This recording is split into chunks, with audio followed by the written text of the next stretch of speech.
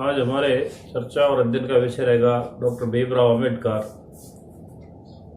प्राचीन भारत से लेकर आधुनिक भारत तक अनेक प्रकार के मूर्धन्य विचारकों का जन्म इस भारत भूमि पर हुआ है।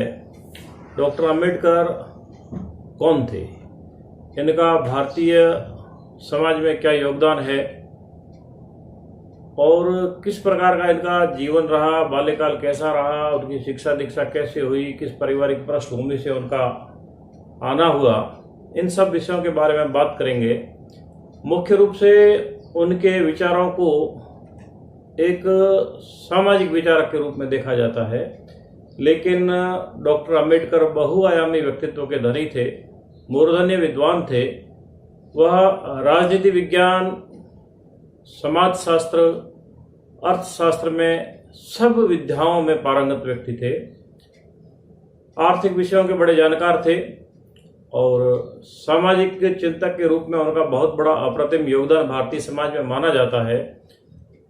भारत के संविधान सभा के प्रारूप समिति के वो अध्यक्ष रहे और भारतीय संविधान के निर्माण में उनकी बहुत बड़ी भूमिका रही। यह तो उनका मोटा मोटा परिचय है, लेकिन मूल रूप से जिस पृष्ठभूमि से डॉक्टर अम्बेडकर आते हैं, उनका जन्म एक वंचित समुदाय के परिवार में हुआ। उनके पिता रामजी सकपाल, माता भीमाबाई, 14 अप्रैल 1891 को उनका जन्म होता है। उनके घर वो 8वीं संतान के रूप में जन्म लेते हैं। पिता उनके ब्रिटिश सेना में कार्यरत थे।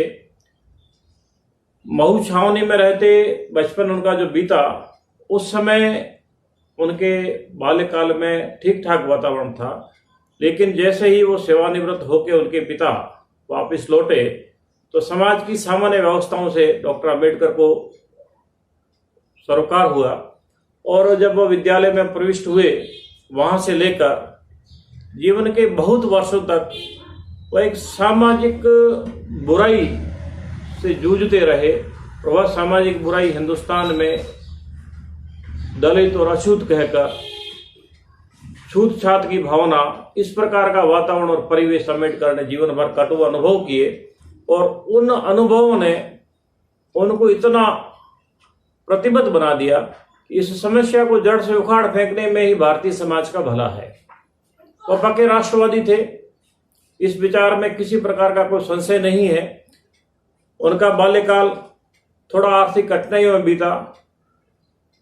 वह विद्यालय में प्रवेश लेते हैं। विद्यालय में प्रवेश लेते हैं तो उस समय उनको अपनी दरी घर से ले जानी पड़ती, अपने पीने का पानी का पात्र घर से लेके जाना पड़ता। उस समय विद्यालय में इस प्रकार का वातावरण था कि अगर किसी विद्यार्थी की कृपा हो जाए सहपाठी की, तो नल की टोंटी खोलता, अन्यथा वो नल की टोंटी के भी हाथ नहीं लगा सकते थे। एक बार गणित का विषय का कोई प्रश्न हल करने का विषय था। डॉक्टर अम्बेडकर को कहा गया शिक्षक के द्वारा, तुम ब्लैक बोर्ड की तरफ आके इस विषय को हल करो। तो यूं ही अम्बेडकर उस विषय का प्रश्न का हल करने के लिए पहुंचते हैं तो उस समय सभी विद्यार्थी ब्लैक बोर्ड की तरफ भागते हैं। पता करने पर लगता है कि वहां पर उनके ब्लैक बोर्ड के पीछे टिफिन रखे हुए थे और विद्यार्थियों को इस प्रकार का एक भ्रम था कि यह व्यक्ति हमारे टिफिन का स्पर्श नहीं कर रहे। यानी इस प्रकार के एक घुटन भरे माहौल में उन्होंने अपनी शिक्षा दीक्षा पूरी की। उस समय एक शिक्षक ब्राह्मण उनको बहुत चाहते थे और उनकी प्रतिभा से बहुत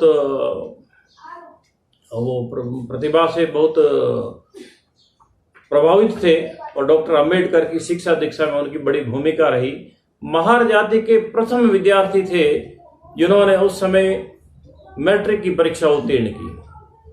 उनको कुछ समाजसेवी संस्थाओं के द्वारा सम्मानित किया गया और भगवान बुद्ध के जीवन से संबंधित एक पुस्तक भेंट की गई डॉक्टर अम्बेडकर को, और महात्मा बुद्ध की शिक्षाओं का डॉक्टर अम्बेडकर के जीवन पर बहुत प्रभाव पड़ा। इतना ही नहीं, डॉक्टर अम्बेडकर की उच्च शिक्षा की बहुत तमन्ना थी, बहुत उनका मन था, लेकिन परिवार के आर्थिक संसाधन सीमित थे। सयाजी राव गायकवाड़, बड़ौदा नरेश, उनकी प्रेरणा से वो विदेश शिक्षा प्राप्त करने के लिए पहुंचते हैं, विदेशों में उच्च शिक्षा ग्रहण करते हैं। वहां से उन्होंने डॉक्टरेट की उपाधि प्राप्त की। लेकिन एक अनुबंध किया गया कि जैसे ही डॉक्टर अंबेडकर की शिक्षा पूर्ण होगी वह वापस बड़ौदा लौटेंगे और बड़ौदा राज्य की सेवा में सहयोग करेंगे। यहां तक बात ठीक थी, लेकिन उनकी उच्च अध्ययन करने की तमन्ना थी, डीएससी की उपाधि प्राप्त करनी थी। वह अध्ययन थोड़ा आधा अधूरा रह गया, लेकिन वहां मौलिक रूप से उन्होंने स्नातकोत्तर और इस प्रकार की शिक्षाएं प्राप्त कर ली और एक योग्य बैरिस्टर बनकर वो भारत लौटे। इस प्रकार की स्थिति में जब वो भारत लौटते हैं, एक बैरिस्टर, उच्च शिक्षा प्राप्त व्यक्ति, उसके प्रति भी समाज में वही छुआछूत का भाव और भूत अभी भी उनका पीछा नहीं छोड़ता है। वह भाव उनको परेशान करता है। समाज की सवर्ण समाज का तथाकथित रूप से जो वर्ग था वह आज भी उनको हेय दृष्टि से देखता है। डॉक्टर अंबेडकर को लगा कि सार्वजनिक स्थानों में प्रवेश नहीं कर सकते और मंदिरों में प्रवेश वर्जित है, हम तालाब पर प्रवेश नहीं कर सकते, जल का सेवन नहीं कर सकते, सार्वजनिक कुआं बावड़ी का उपयोग नहीं कर सकते। इनको लेकर उन्होंने आंदोलन भी किए। इस प्रकार के कटु वातावरण में डॉक्टर अंबेडकर को ऐसा लगा कि समाज का उत्थान करने के लिए आवश्यक है कि हमें संघर्ष करना पड़ेगा, शिक्षित रहना पड़ेगा और संगठित होना पड़ेगा। इस प्रकार की स्थितियां उत्पन्न हुई तो डॉक्टर अंबेडकर इन सब बातों को लेकर आंदोलन करते हैं, जन जागरण करते हैं और जन जागरण के माध्यम से उस समय की समाज व्यवस्थाओं की, उस समय की सामाजिक रचनाओं को, उस समय की धार्मिक मान्यताओं को एकदम से झकझोर कर रख देते हैं। ऐसी परिस्थिति में डॉक्टर अंबेडकर भारतीय राजनीति में भी सक्रिय होते हैं। भारतीय राजनीति में सक्रिय होने के पश्चात वह विधान परिषद में भी मनोनीत किए जाते हैं। उनको गोलमेज सम्मेलन में भी बुलाया जाता है और उनको अन्य अनेक प्रकार के प्लेटफॉर्म्स पे अपने वंचित वर्ग की समस्याओं का समाधान और उनका पक्ष रखने का अवसर मिलता है। मोटे मोटे तौर पर अंबेडकर के संपूर्ण विचारों को हम 3 भागों में बांट सकते हैं। आज का जो हमारा मुख्य उद्देश्य रहेगा वह 2 प्रकार के राजनीतिक विचारों को और सामाजिक विचारों को हाईलाइट करना या उन पर अपना विचार केंद्रित करने का विषय रहेगा। सामाजिक दृष्टि से डॉक्टर अंबेडकर सामाजिक विचारकों के बारे में जब हम बात करते हैं तो अन्य अनेक विचारकों के तुलना में डॉक्टर अंबेडकर के विचार आज की भारतीय समाज व्यवस्था की पुनर्संरचना करने के लिए बहुत बड़ी अहम भूमिका निभाते हैं। समाज में, जैसा मैंने अभी आपसे चर्चा में कहा कि उस समय छुआछूत की भावना आज भी कम या अधिक मात्रा में ग्रामीण क्षेत्रों में, पारिवारिक और सामाजिक जीवन में देखने को मिलती है। लेकिन ये सामाजिक व्यवस्थाओं को एक तरह से नई रचना पैदा करना, उनमें एक तरह से नए प्रकार का वातावरण निर्माण करना, यह अंबेडकर जैसे योग्य व्यक्तित्व के ही मन का दृढ़ संकल्प था और उन्होंने झकझोर कर इन व्यवस्थाओं को परिवर्तित करने का बहुत बड़ा प्रयत्न किया है।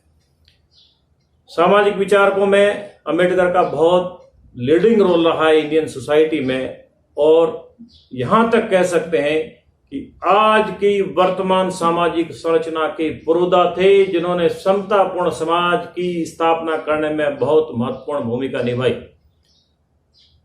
उस समय के सामाजिक विचारकों को हम मोटे मोटे तौर पे हम अंबेडकर के विचार को 3-4-5 बिंदुओं में संकलित कर सकते हैं। पहली चीज तो वह वर्ण व्यवस्था के घोर विरोधी थे। वर्ण व्यवस्था क्या? प्राचीन भारतीय चिंतन परंपरा में जन्म के आधार पर नहीं बल्कि कर्म के आधार पर 4 प्रकार के वर्णों की रचना की गई है। ब्राह्मण वर्ण, क्षत्रिय वर्ण, वैश्य वर्ण और शूद्र वर्ण। ब्राह्मण का तात्पर्य क्या? क्षत्रिय का काम क्या? वैश्य की दायित्व क्या? शूद्र के दायित्व क्या? इन सब प्रकार के दायित्वों का निर्धारण योग्यता के आधार पर होता था। मूल प्राचीन परंपरा यह थी। लेकिन कालांतर में योग्यता का स्थान जन्म ने ले लिया। जिस परिवार में जन्म ले लिया उसी परिवार का वह व्यक्ति हो गया, चाहे उसमें योग्यता उस प्रकार की रही है या नहीं रही है। उसकी योग्यताओं में स्खलन हो गया, योग्यताओं में गिरावट आ गई। उसके पश्चात भी ब्राह्मण का पुत्र ब्राह्मण, क्षत्रिय का पुत्र क्षत्रिय, वैश्य का पुत्र वैश्य और शूद्र का पुत्र शूद्र, इस प्रकार की व्यवस्थाएं समाज में एक रूढ़िवादिता के रूप में उभर कर सामने आई। इस व्यवस्था ने हिंदू समाज और विशेष रूप से भारतीय समाज की बहुत बड़ी जड़ता ने, इस प्रकार की जड़ता ने बहुत बड़ी हानि की। भारत की सुरक्षा खतरे में पड़ गई, भारत की सामाजिक एकता खतरे में पड़ गई, भारत की सामाजिक समरसता खतरे में पड़ गई। और डॉक्टर अंबेडकर ने बहुत तर्कसंगत और वैज्ञानिक तरीके से इन सब कारणों का, इन सब बिंदुओं का विश्लेषण किया। वह कहते हैं कि मूलतः वर्ण 3 ही थे, केवल ब्राह्मण, क्षत्रिय और वैश्य वर्ण। शूद्र वर्ण क्या है? शूद्र वर्ण एक तरह से क्षत्रिय परंपरा का ही एक शाखा है, इस प्रकार की बात उन्होंने कही। और ब्राह्मण ग्रंथों में, ऐत्रेयी और शतपथ ब्राह्मण में मात्र 3 वर्णों का ही उल्लेख है, चौथे वर्ण का, शूद्र वर्ण का कहीं उल्लेख नहीं आता है। इस बात के उन्होंने प्रमाण दिए। पहली बार केवल पुरुष सूक्त में शूद्र वर्ण का उल्लेख होता है, बाकी कहीं पर भी वैदिक साहित्य में इस प्रकार के वर्ण का उल्लेख नहीं मिलता है शूद्र वर्ण का, ऐसा डॉक्टर अंबेडकर का मान्यता है। और उसके पक्ष में उन्होंने प्रबल प्रमाण भी प्रस्तुत किए हैं। अब विषय आता है कि डॉक्टर अंबेडकर ने वर्ण व्यवस्था का विरोध किया और उन्होंने कहा कि एक पुस्तक लिखी, who are the Shudras and how they become Shudra. शूद्र कौन है और वो कैसे शूद्र बने। उन्होंने इस बात में तर्क दिया कि ब्राह्मण शासकों के और क्षत्रिय शासकों के बीच में राजनीतिक वर्चस्व को लेकर एक युद्ध होते हैं, संघर्ष होते हैं। और उस संघर्षों में जिन क्षत्रिय शासकों ने ब्राह्मण सत्ता को, उनके वर्चस्व को चुनौती दी, उन्हीं क्षत्रियों को ब्राह्मणों ने उपनयन संस्कार करना बंद कर दिया। उस उपनयन संस्कार बंद करने का परिणाम क्या निकला कि वह वर्ण जो क्षत्रिय शाखा का ही हिस्सा था, जो ब्राह्मणों के एकाधिकार को, उनके वर्चस्व को चुनौती दे रहा था, अंततः धीरे धीरे उपनयन संस्कार जो हिंदू समाज का बहुत बड़ा एक सामाजिक सरोकार और संस्कार माना जाता है, वह धीरे धीरे वह समुदाय वंचित समुदाय के रूप में परिवर्तित हो गया, क्योंकि जिनका उपनयन संस्कार नहीं हुआ उनको हेय दृष्टि से, हीन दृष्टि से देखा जाने लगा। तो इस प्रकार से डॉक्टर अंबेडकर वर्ण व्यवस्था के घोर विरोधी, उन्होंने वर्ण व्यवस्था में इस जड़ता को समाप्त करने के लिए कहा कि यह वर्ण व्यवस्था का ही बाह्य उत्पाद है। कास्ट स्ट्रक्चर, जाति व्यवस्था भी वर्ण व्यवस्था का ही हिस्सा है। इसलिए जाति व्यवस्था के, जातिवाद के विरोधी और वर्ण व्यवस्था के विरोधी के रूप में उन्होंने कहा किसी प्रकार का कास्ट बैरियर नहीं होना चाहिए, जातिगत ये रुकावटें नहीं होनी चाहिए। और जातिगत ऊंच नीच की भावना, छुआछूत की भावना, ये समाज में कटुता का वातावरण निर्मित करती है। आगे चलकर जाति व्यवस्था को समाप्त करने के लिए भी उन्होंने बहुत सारे काम किए।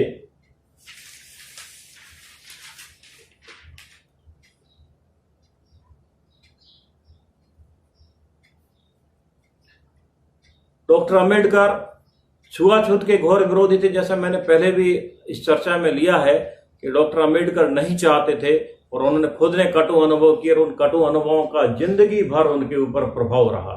और उन अनुभवों के आधार पर उन्होंने समाज की नई संरचना करने की, नई व्यवस्था करने की बात कही है। तो वह वर्ण व्यवस्था के विरोधी, जाति व्यवस्था के विरोधी, छुआछूत के घोर विरोधी, इस रूप में भी डॉक्टर अंबेडकर ने छुआछूत को समाप्त करने के लिए, जब तक छुआछूत समाप्त नहीं होती तब तक भारतीय समाज का भला हो नहीं सकता। भारतीय समाज का भला नहीं हो सकता तो भारत का भी भला नहीं हो सकता, क्योंकि इस जाति और वर्ण व्यवस्था की जटिलताओं ने समाज के बहुत बड़े वर्ग को राष्ट्र सेवा से वंचित कर रखा है। जैसा उन्होंने उदाहरण देके कहा कि युद्ध लड़ना केवल क्षत्रियों का एकाधिकार हो गया, व्यापार व्यवसाय करना केवल वैश्य समुदाय का एकाधिकार हो गया, और अध्ययन अध्यापन का काम, ज्ञान का प्राप्ति करना, वह सब कुछ केवल ब्राह्मणों तक सीमित रह गया। तो समाज का जो वंचित वर्ग है, समाज का जो अछूत वर्ग माना जाता है, यह ना तो राष्ट्र सेवा करने के लिए सेना में भर्ती हो सकता है, न उद्यमशीलता दिखाते हुए किसी प्रकार का व्यापार व्यवसाय कर सकता है, और न ही ज्ञान के विस्तार के लिए किसी प्रकार की अपनी प्रतिभा का प्रदर्शन कर सकता है। जबकि प्राचीन भारतीय साहित्य और चिंतन ऐसे अनेक वंचित वर्ग के विद्वानों से भरा पड़ा है, जिनके साहित्य के आधार पर आज हम गर्व करते हैं। जैसे वाल्मीकि है, इसी प्रकार से विदुर जी हैं, ये सब कहीं न कहीं समाज के शोषित और वंचित वर्ग से आते हैं और उन लोगों ने किस प्रकार से समाज का उद्धार किया। हमारा अपना ही वर्तमान समय की बात कर सकते हैं कि डॉक्टर भीमराव अंबेडकर स्वयं एक वंचित वर्ग के, लेकिन भारतीय समाज को एक संविधान दिया, भारत के संविधान का कोडिफिकेशन किया, भारत के लिए कई प्रकार के, जैसे हिंदू कोड बिल भारत में बनाना, हिंदू कोड बिल को लेके आना, उसके लिए बहुत बड़ी भूमिका।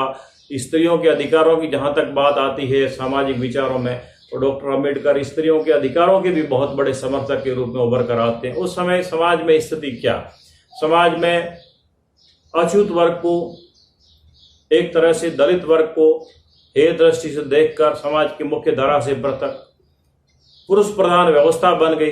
पुरुष प्रधान व्यवस्था में केवल महिलाएं सेवा का काम कर सकती है, संपत्ति संबंधी महिलाओं को अधिकार नहीं, राजनीति में भाग लेने का, शासन प्रशासन में व्यवसाय करने में महिलाओं की कोई भूमिका नहीं, महिलाओं को भाषण और अभिव्यक्ति की स्वतंत्रता नहीं। इस सब प्रकार की बातों को ध्यान में रखते हुए डॉक्टर अंबेडकर ने एक नया विचार प्रतिपादित किया कि जो समाज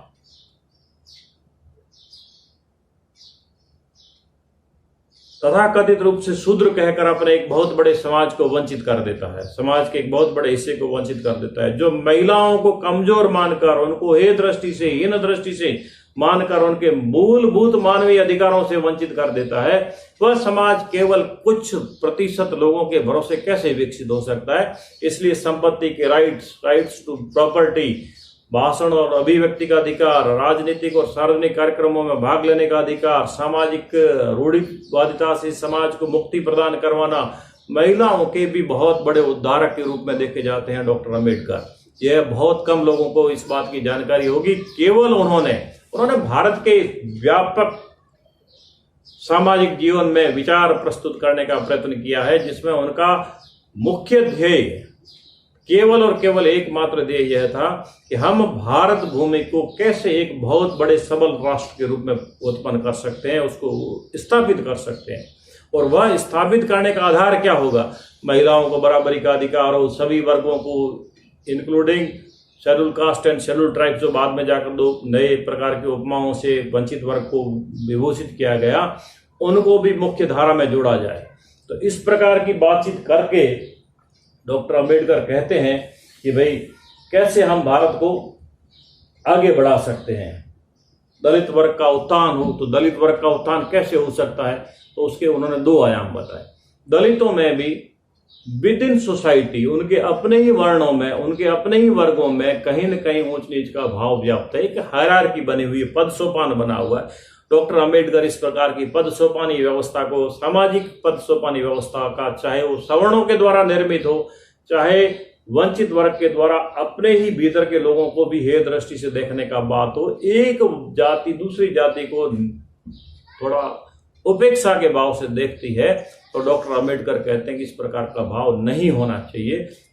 ये ऊंच नीच का भाव किसी भी स्तर पे, चाहे दलितों का दलितों के बीच में हो, चाहे सवर्णों का तथाकथित रूप से सवर्णों का वंचित वर्ग के प्रति हो, कहीं पर भी न्याय संगत नहीं है, प्राकृतिक नहीं है, इसको अपन कहीं पर भी वैज्ञानिक आधार नहीं दे सकते।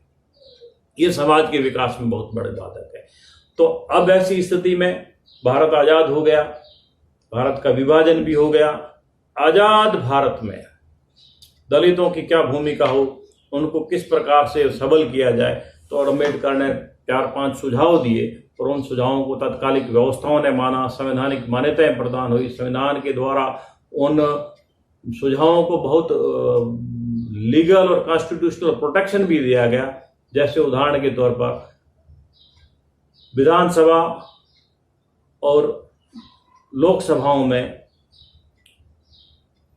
सवर्ण जाति के व्यक्ति तो जीत कर आते ही हैं, लेकिन वंचित वर्ग के तथाकथित रूप से कहा जा सकता है कमजोर तबके के लोग कैसे उसमें जीत कर आए। तो डॉक्टर अंबेडकर और गांधी के बीच में पूना पैक्ट हुआ था कुछ समय पहले, जब ब्रिटिश सरकार ने हिंदू समाज को तोड़ने का प्रयत्न किया और अलग से उनको एक पृथक निर्वाचन व्यवस्था देने का षड्यंत्र किया था। तभी उन्होंने बीच में तय हुआ था कि भाई उनको सामान्य सीटों में से ही तो वंचित वर्ग के लोगों को सीटें प्रदान की जाएगी। तो उसी बात का विस्तार करते हुए भारतीय संविधान में यह प्रावधान किया गया कि जनप्रतिनिधि संस्थाओं में आरक्षण किया जाएगा जातिगत प्रतिशत के अनुपात में। एससी और एसटी के लिए विशेष रूप से ये प्रावधान किए गए, कुछ क्षेत्र उनके लिए सुरक्षित किए गए, वहां से उन्हीं समुदाय के व्यक्ति चुनाव लड़ सकते हैं और वही निर्वाचित होंगे। मतदान का अधिकार सभी वर्गों को प्राप्त होगा, एससी को भी प्राप्त होगा, एसटी को भी प्राप्त होगा, सामान्य वर्ग के लोग भी और अन्य धर्मों के लोग भी उसमें भाग मतदान में ले सकते हैं। लेकिन निर्वाचन प्रक्रिया में उनकी भूमिका केवल मतदाता के रूप में होगी, निर्वाचन लड़ने की भूमिका नहीं होगी। वहां पर आरक्षित वर्ग में जिस वर्ग की स्थान आरक्षित किया गया है वही व्यक्ति चुनाव लड़ सकते हैं। ऐसे ही सरकारी सेवाओं में जनसंख्या के अनुपात में अनुसूचित जाति, अनुसूचित जनजाति के लिए पद आरक्षित किए गए। इतने प्रतिशत स्थान तो उनके लिए आरक्षित रखे ही जाएंगे और यह आरक्षण की व्यवस्था प्रारंभ में 10 साल के लिए की गई थी, लेकिन 10 साल का समय बहुत कम है और उस 10 साल में तो क्या पिछले 70 साल में भी वांछित परिणाम जिस स्तर के आने चाहिए थे वो नहीं आ पाए। इस नाते धीरे धीरे इस व्यवस्था को आगे विस्तार दिया जाता रहा है और जब तक ये सामाजिक विषमताएं समाप्त नहीं होती तब तक ये आरक्षण की व्यवस्था, आरक्षण का अपने आप में एक अलग विषय है जिस पर कभी अन्य विषय पर अपन चर्चा करेंगे, लेकिन आरक्षण का भी अपना एक महत्वपूर्ण योगदान है भारतीय समाज की पुनर्संरचना में, पुनर्निर्माण में।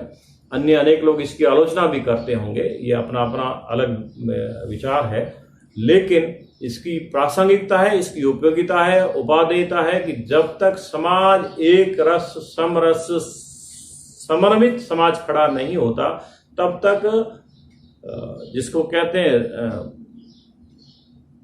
कि यह एक रेशनल डिस्क्रिमिनेशन है, जिसको तर्क संगत कह सकते हैं कि ढील दी गई है, योग्यताओं में शिथिलता, प्रतिशत में शिथिलता, अवसरों में शिथिलता, यह देकर समाज की मुख्य धारा के अन्य वर्गों के बराबर लाने का प्रयत्न है और उसमें काफी हद तक सफलता भी प्राप्त हुई है। तो इस प्रकार से हम कह सकते हैं कि डॉक्टर अंबेडकर के जो सामाजिक विचार हैं वह सामाजिक विचार भारत में अछूतोद्धार करना, भारत में महिलाओं को समानता का अधिकार प्रदान करना, भारत में वर्ण व्यवस्था और जाति व्यवस्था का उन्मूलन करना, एक रस सामाजिक समरसता की भावना से समन्वित भारतीय समाज का निर्माण करना, जिसमें एक सशक्त भारत का निर्माण हो, और वह तभी संभव है जब समस्त समाज के सभी आयाम मिलजुल कर एक ही धारा और एक ही भाषा में बात करें और एक ही लक्ष्य के लिए प्रयत्न करें। डॉक्टर अंबेडकर का बहुत बड़ा अप्रतिम योगदान सामाजिक संरचना के रूप में कहा जा सकता है। अब एक प्रश्न उठता है कि डॉक्टर अंबेडकर ने धर्म परिवर्तन किया। धर्म परिवर्तन क्या किया? डॉक्टर अंबेडकर बौद्ध धर्म में दीक्षित हो गए, बौद्ध धर्म में दीक्षित हुए। जन्म से वो हिंदू समाज के थे, हिंदू समाज में जन्म लिया था, तो उन्होंने कहा था, पीड़ा से कहा था, कोई आदमी अपना घर प्रसन्नता से नहीं छोड़ना चाहता, तो उन्होंने पीड़ा से कहा था कि जन्म लिया है मैंने हिंदू धर्म में, ये मेरे वश में, मेरे नियंत्रण में नहीं था, लेकिन मैं एक दलित हिंदू के रूप में समाप्त नहीं होऊंगा और मैं अपने समाज को एक नई दिशा दूंगा। उस समय ईसाई मिशनरीज का भी बहुत बड़ा काम था, हिंदुस्तान में आज भी है। मुस्लिम ताकतें भी भारत में काम कर रही थी, अब भी करती हैं। सिख समुदाय के लोगों से भी डॉक्टर अंबेडकर का संपर्क हुआ और सब धर्मों की तरफ से उनको प्रेरित किया गया, आप हमारे धर्म में दीक्षित हो जाइए। डॉक्टर अंबेडकर कुछ समय तक गुरुद्वारों में रहे, गुरुद्वारों में रहकर वहाँ की व्यवस्था उन्होंने देखी, तो वह वहाँ की व्यवस्था से भी बहुत ज़्यादा संतुष्ट नहीं हुए। बचपन में ही उन्होंने भगवान बुद्ध से वो प्रेरित थे, क्योंकि बौद्ध धर्म में समानता का भाव प्रारंभ से ही देखा जाता है। तो ऐसी स्थिति में उन्होंने, जब हिंदू समाज के उस समय के जो प्रतिनिधि लोग थे, डॉक्टर मुंजे ने उनसे संपर्क किया, तो उन्होंने कहा कि आप चिंता मत कीजिए, मैं हिंदू समाज और भारत का सबसे कम नुकसान करूंगा। नुकसान करने का कोई भाव नहीं है, लेकिन मेरे पास इतना समय नहीं कि मैं इंतजार करूं। आप लोग काम कर रहे हैं कि भारत में सामाजिक समरसता आ जाएगी, लेकिन वो जिस गति से चल रहे हैं वो गति ठीक नहीं है, गति बढ़ाने की आवश्यकता रहेगी। तो उन्होंने सनातन धर्म की ही एक शाखा बौद्ध धर्म में ही दीक्षा प्राप्त की और बौद्ध धर्मावलंबी हो गए और अपने लाखों अनुयायियों के साथ में बौद्ध धर्मावलंबी हो गए। उन्होंने ना तो इस्लाम स्वीकार किया, ना ईसाईयत को स्वीकार किया। हालांकि सिख समुदाय के प्रति उनके मन में सदैव सद्भावना का वातावरण और भाव रहा है और सिख समुदाय को और बौद्ध धर्म को बहुत सम्मान की दृष्टि से देखते हैं। इन सब विचारों के साथ में एक प्रश्न उठता है, जो प्रश्न उठना स्वाभाविक भी है। वह प्रश्न यह उठता है कि डॉक्टर अम्बेडकर ने हिंदू समाज की बहुत आलोचना की है, हिंदू समाज को अलोकतांत्रिक समाज बताया है। डॉक्टर ये यक्ष प्रश्न है और इस प्रकार के यक्ष प्रश्नों को हमें एड्रेस करना चाहिए, हमें अपने अध्ययन में भी और शोध में भी इनको शामिल करना चाहिए। मैं 2-3 जो निष्कर्ष सामाजिक विचारों के बारे में उनके पहुंचा हूं। डॉक्टर अम्बेडकर ने जितनी आलोचना हिंदू समाज की है, उतनी की उतनी आलोचना उन्होंने मुस्लिम समाज की कट्टरता की आलोचना की। हिंदू समाज अलोकतांत्रिक है, ये अपने आप में एक सरल फैक्ट है, इस बात तथ्य को हम इनकार नहीं कर सकते, ये अपने आप में एक स्थापित सत्य है। अलोकतांत्रिक कैसे है हिंदू समाज? जो समाज अपने ही समाज के स्वधर्म स्वजाति बंधुओं को हीन दृष्टि से देखे, उसको अपन लोकतांत्रिक कैसे कह सकते हैं? ये प्रश्नवाचक चिन्ह उठना तो स्वाभाविक है, यह प्रश्न तो उठेगा ही। अगर आप अपने समाज में ही लोकतांत्रिक नहीं हो तो समाज में लोकतंत्र नहीं है और देश में लोकतंत्र को कैसे मजबूत करोगे? तो उन्होंने जो हिंदू समाज की आलोचना की, उन्होंने पीड़ा से आलोचना की है। फिर उन्होंने मुस्लिम समाज की कट्टरता की आलोचना की है। मुस्लिम समाज पान इस्लामिक मूवमेंट से चलता है, राष्ट्रीयता की भावना नहीं मानता, ये उन्होंने बहुत स्पष्ट रूप से लिखा है अपने पुस्तक में। मैं आगे इसका उदाहरण भी दूंगा जब सांप्रदायिक समस्या पर इस पर चर्चा करेंगे। उनकी एक बहुत प्रसिद्ध पुस्तक है थॉट्स ऑन पाकिस्तान या पार्टीशन ऑफ इंडिया। ये अपने आप में बहुत कालजी पुस्तक है, हर विद्यार्थी को ये पुस्तक पढ़नी चाहिए। अब अम्बेडकर का साहित्य मोटे मोटे रूप में चिंता का विषय क्या है कि साहित्य सरल भाषा में उपलब्ध नहीं है, इसलिए पढ़ने में थोड़ी दिक्कत आती है। तो विषय यह है और उसका समाधान उत्तर मैं जो खोज पाया हूं वो यह है कि जिस व्यक्ति का खुद का घर जीर्ण शीर्ण अवस्था में हो, उससे आप यह अपेक्षा नहीं कर सकते कि वो पड़ोसी के गिरते हुए मकान को मजबूती प्रदान करेगा। जब अम्बेडकर का अपना समाज, अम्बेडकर का अपना धर्म स्वयं कूप मंडूकता से भरा हुआ हो, वह हीन भावना से, उच्च नीच की भावना से, छुआछूत की भावना से ग्रसित हो, और उस समय आप उससे कहें कि नहीं आपने तो हिंदुओं की आलोचना किया, आपने मुसलमानों के बारे में कम कहा, आपने ईसाइयों के बारे में बहुत कम कहा। उन्होंने कहा वो लालच से धर्म परिवर्तन करवाते हैं। बहुत स्पष्ट बात कही उन्होंने यह भी कहा कि मुस्लिम धर्म है वो कट्टर धर्म है, वहां पर राष्ट्रीयता की भावना केवल और केवल अखिल इस्लाम के प्रति है, राष्ट्र के प्रति जो एक कमिटमेंट होना चाहिए वो इस्लामिक लोगों में नहीं देखने को मिलता है। ऐसा डॉक्टर अम्बेडकर ने अपनी पुस्तक थॉट्स ऑन पाकिस्तान में लिखा है और बिल्कुल ऑन रिकॉर्ड है, सेटल फैक्ट, इसमें किसी प्रकार का संशय नहीं होना चाहिए। इस प्रकार की बात उन्होंने कही।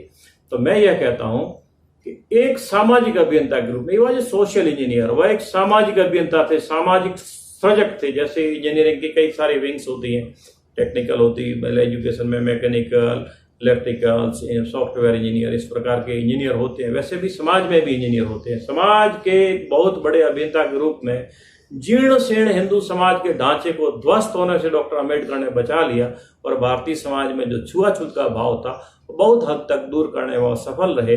इस प्रकार का मेरा उनके बारे में निजी ओपिनियन है और ये हमारे शोध और अध्ययन का विषय भी है। तो इस प्रकार के ये तो हुए उनके सामाजिक विचार। अब दूसरा आयाम बचता है कि डॉक्टर अम्बेडकर के राजनीतिक विचार क्या थे।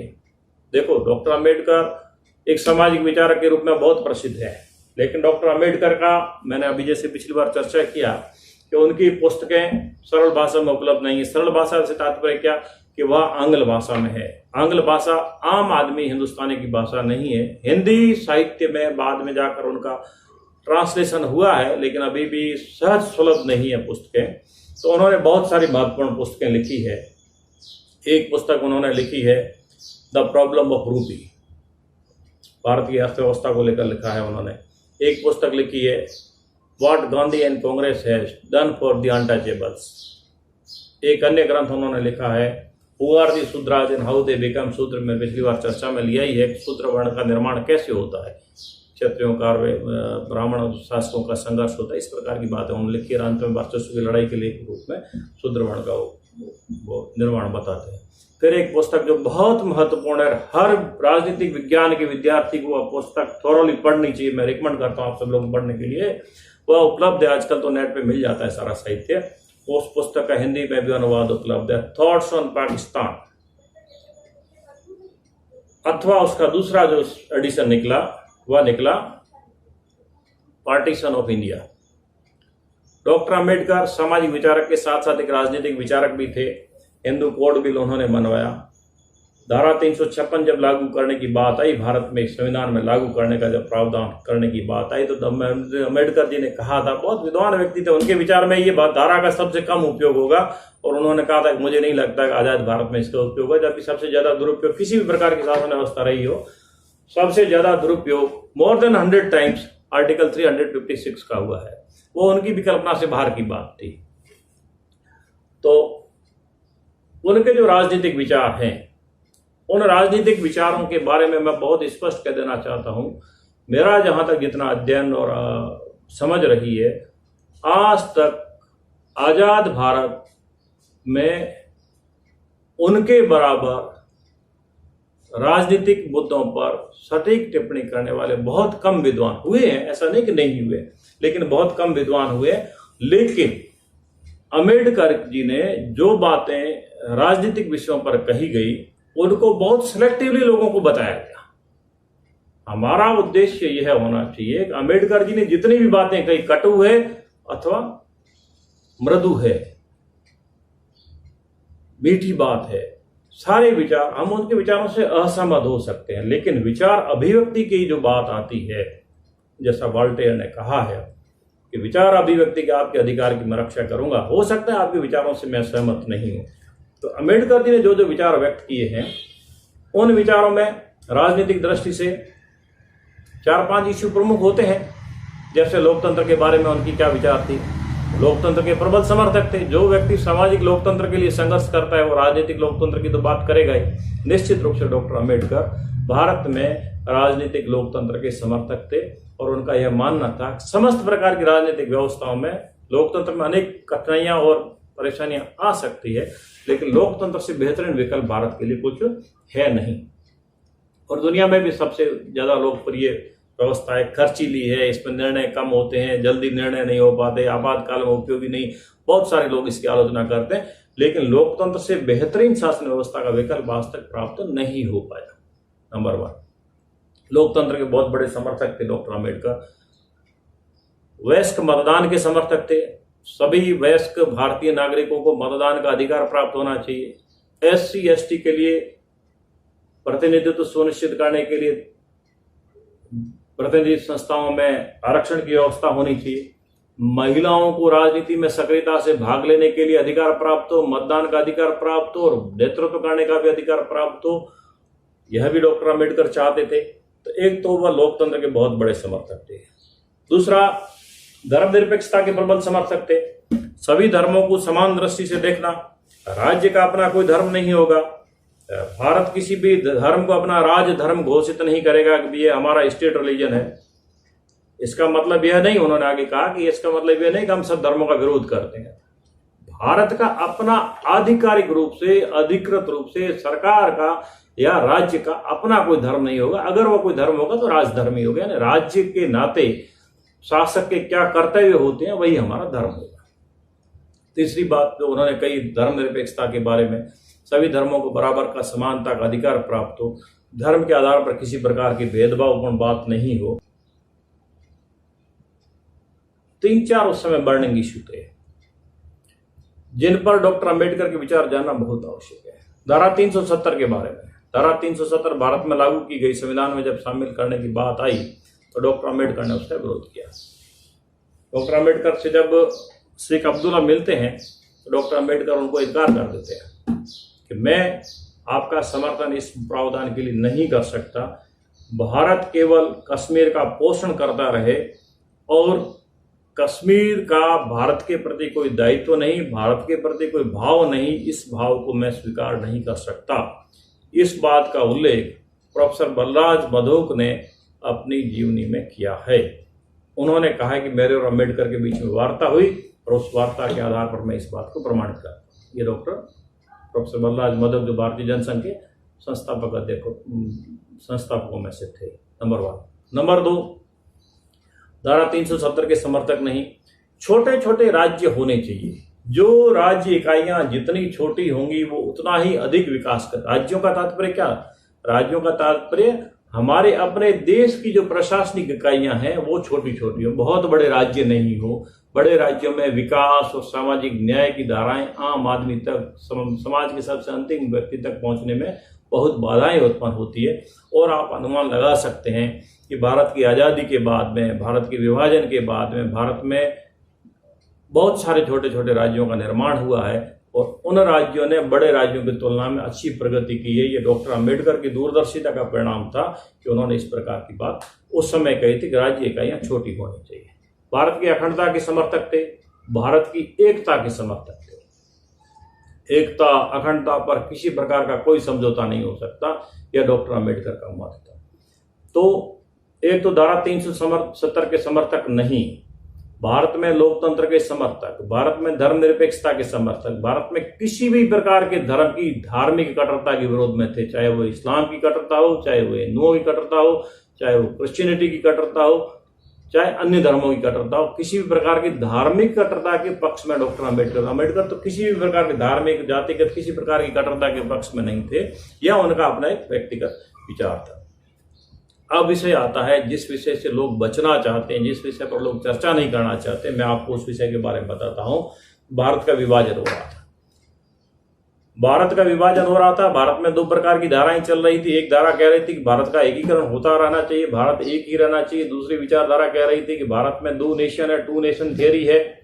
एक हिंदू महासभा की विचारधारा टू नेशन थियरी की बात करती है और दूसरा जिन्ना की विचारधारा है जो पाकिस्तान लेकर आएंगे, किसी भी कीमत में पाकिस्तान का निर्माण होगा, डायरेक्ट एक्शन डे हुआ, नोआखाली के दंगे हुए, सारा रक्त रंजित इतिहास है, हम सबको पता है। पार्टीशन कितना दुखांत और ट्रेजिक रहा है, कितने लाखों लोग विस्थापित हुए, कितने लोगों को वहां से घर छोड़ना पड़ा, अपनी जान और इज्जत आबरू छोड़नी पड़ी।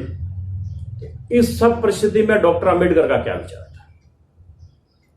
दो विकल्प थे भारत के पास में, टू नेशन वन स्टेट, दो राष्ट्र रहे भारत में और एक राज्य भारत अखंड रहे, अथवा दो राज्य बन जाए। मुसलमान अलग राज्य की मांग कर रहे हैं। उन्होंने कहा अगर मुसलमान अलग राज्य की मांग कर रहे हैं, इतने क्रूर और कट्टर हैं कि वो अलग राज्य प्राप्त करने के लिए किसी भी सीमा तक जा सकते, डॉक्टर अंबेडकर ने कहा। ये सारी बातें थॉट्स ऑन पाकिस्तान नामक पुस्तक में स्पष्ट रूप से उल्लेखित है। दूसरी चीज डॉक्टर अंबेडकर ने कहा कि मेरे लिए स्वतंत्रता का महत्व ज्यादा है, स्वतंत्र भारत का निर्माण होना चाहिए। एकता और स्वतंत्रता दोनों में से किसी एक को चुनना हो तो स्वतंत्रता का चयन करना ज्यादा ठीक है, क्योंकि स्वतंत्र अगर रहेंगे तो एकता का भाव तो कभी भी उत्पन्न हो सकता है। डॉक्टर अंबेडकर ने तो पूरा इतिहास यूरोप का पढ़ा है, उन्होंने खुद ने अनुभव किए और उन्होंने लिखा है कि कभी संयोग हुआ तो पुनः एकीकरण भी हो सकता है, इसमें कोई बड़ी बात नहीं। अब उनके सामने दो विकल्प थे, क्या किया जाए? अखंड भारत का निर्माण रहे, उन्होंने कहा अखंड भारत रहना चाहिए, भारत का विभाजन नहीं हो। वो इसके समर्थन में थे कि भारत का विभाजन नहीं हो, लेकिन उन्होंने कहा भारत का विभाजन नहीं हो। यह बात सैद्धांतिक रूप से बहुत बढ़िया लगती है, लेकिन व्यवहारिक रूप से यह बात थोड़ा कठिन है। क्यों कठिन है? कि जो कम्युनल आइडियोलॉजी, जो सांप्रदायिक विचारधारा उस समय जिन्ना के नेतृत्व में मुस्लिम समुदाय में ठूस ठूस के भर दी गई थी, उस समुदाय की एकीकृत भारत के प्रति बहुत बड़ी श्रद्धा नहीं रहेगी, बहुत बड़ी श्रद्धा नहीं रहेगी। प्रश्न संख्या 371, उसमें डॉक्टर अंबेडकर लिखते हैं, 370 और 71 में थॉट्स ऑन पाकिस्तान में लिखते हैं, अगर भारत पर हमला होता है, एकीकृत भारत रहता है, एकीकृत भारत रहने पर भारत में जनसंख्या में बहुत बड़ा हिस्सा हिंदू और मुस्लिम साथ रहेंगे तो नेचुरली है कि उनका जनप्रतिनिधि के रूप में भी उतनी ही भूमिका होगी, उनका सेना में भी उतना ही प्रतिनिधित्व होगा, उनका प्रशासनिक सेवाओं में भी प्रतिनिधित्व होगा। तो ऐसी स्थिति में क्या आप कल्पना कर सकते हैं, अगर आक्रमणकारी कोई मुस्लिम शासक हुए, उस समय भारत की मुस्लिम सैनिक टुकड़ियां भारत की रक्षा के लिए आप उन पर विश्वास कर सकते हैं क्या? यह उन्होंने एक प्रश्न रखा और उनका मुझे नहीं लगता कि वो टुकड़ियां भारत के प्रति रक्षा में सहयोग करेगी।